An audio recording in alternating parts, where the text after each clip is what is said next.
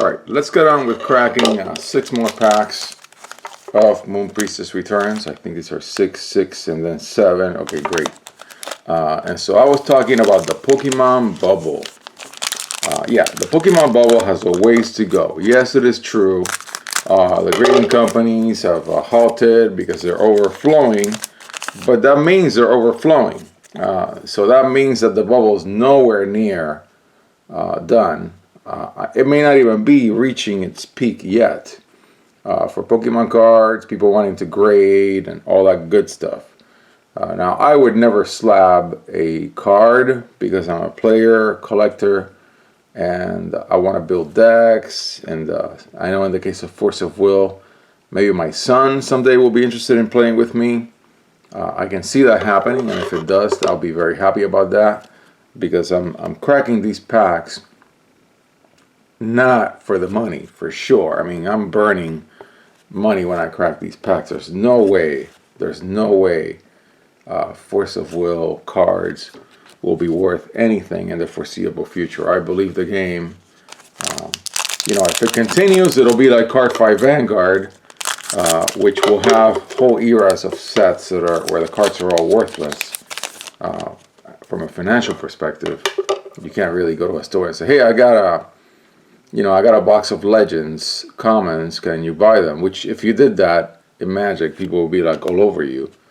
You can't go to a store and say, hey, I have a box full of NPR commons from when I cracked 3 or 4 boxes 10 years ago. That's just not going to happen, all right?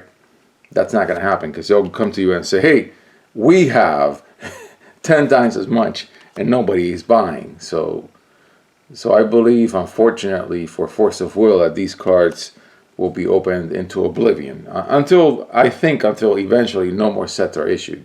Beautiful pull. I love this card. Yeah, that's the beauty of NPR. NPR are cheap packs. Oh, wow, another Moonshade.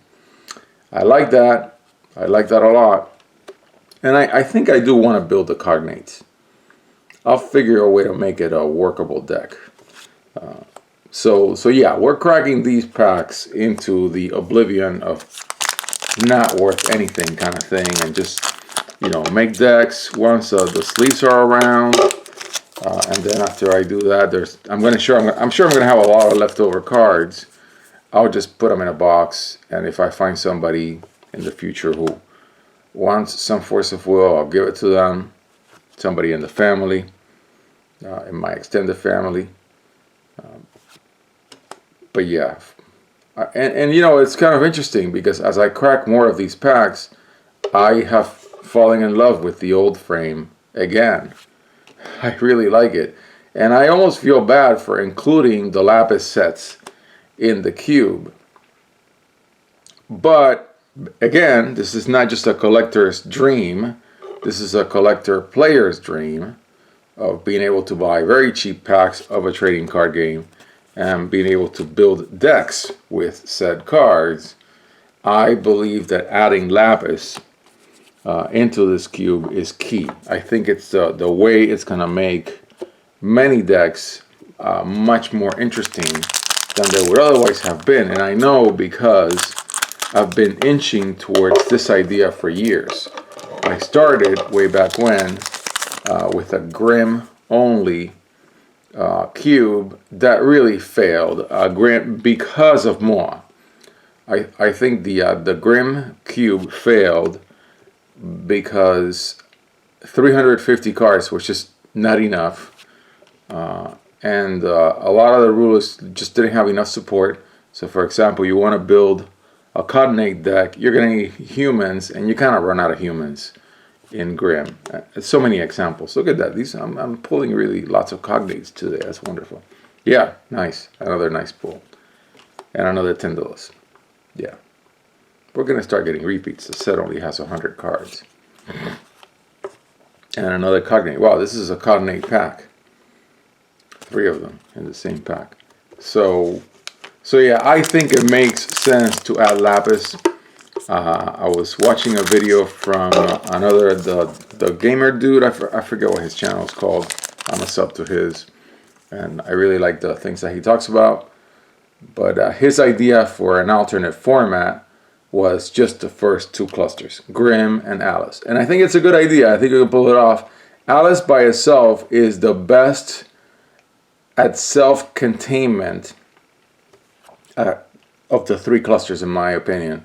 And that's the reason why I was able to build that Alice set of competitive decks from the ARG, I think ARG Orlando 2016, something like that. It worked. I mean, I built them. Of course, it required. So I think that cube of 4 decks has like 12 million rulers Memoria. Oh, good. Second time we pulled this ruler. Don't mind it, you know, for the collection. I only really needed the one that I already have pulled. Oh, this pack did not have a stone. Huh. Instead, it had this rare. Okay. And then let's pull the last pack and just look recursively at the best pulls from both videos.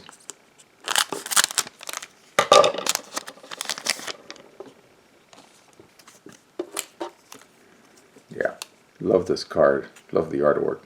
It's cards like these that make me fall in love with the first frame. But getting back to the reason why Lapis makes sense, even though it adds incoherence as far as design. And so when you like ask fan the decks, they'll have 2 different frames, and also the art style is a little different between Grimm and Alice.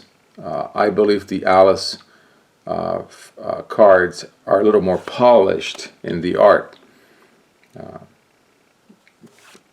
and even like the Moonlit Savior has even different font just by itself, and I believe also Battle for Ataraxia.